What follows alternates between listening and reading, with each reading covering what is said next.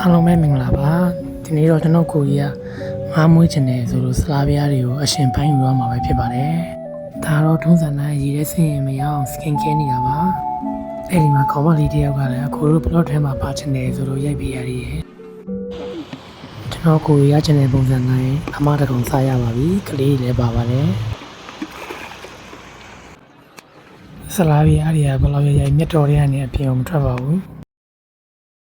ဒီတစ်ကောင်ကအထီးဆိုတော့ပုံထဲကိုမထည့်တော့ပါဘူးအိတ်ထဲကိုပဲထည့်လိုက်ပါတယ်အထီးရွယ်မိရဆိုတော့မထူတော့ပါဘူးဆိုပြီးဖုန်းထဲကိုပဲခုန်ထည့်လိုက်ပါတယ်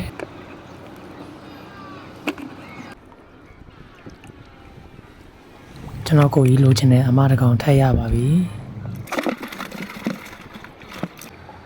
နင်းနီရဲရဲနဲ့အထီးကောင်တွေပဲမိနေပါတယ်